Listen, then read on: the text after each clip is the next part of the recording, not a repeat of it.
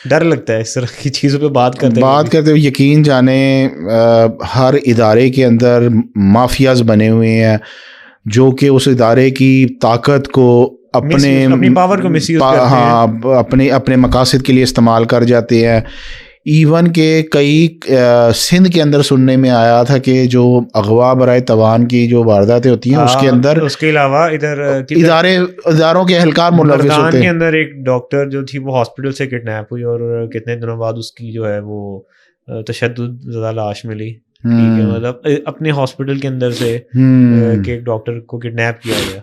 बहरहाल जी, हुकूमत वक्त को भी इन चीज़ों का नोटिस लेना चाहिए कि इदारों के अंदर जो बैठे हुए अफराद हैं वो अपने जो ओहदे हैं उनका कोई गलत इस्तेमाल ना करें। उनकी ताकत जो है उनके पास होती है, जो एक उनका फ़र्ज़ होता है कि वो अच्छे मकासद के लिए इस्तेमाल करें, उनको गलत मकासद में इस्तेमाल ना होने दें। मेरे ख़्याल में हमें फिर एक बार फिर अप्रीशिएट करना चाहिए। उन्होंने भी नाम लेके ज़िक्र किया फील्ड मार्शल सैयद आसिम मुनीर साहब का।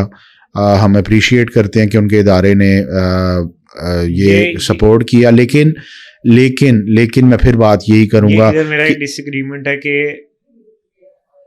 ये उनका काम नहीं, मैं बात ये कर रहा हूँ, मैं वही बात करने लगा हूँ, सिस्टम का काम है, मैं वही बात कर रहा हूँ। लेकिन वो हर किसी को ये फैसिलिटी नहीं मिल रही होती। ठीक है, हर किसी तक वो बिग ब्रदर नहीं पहुंच सकता।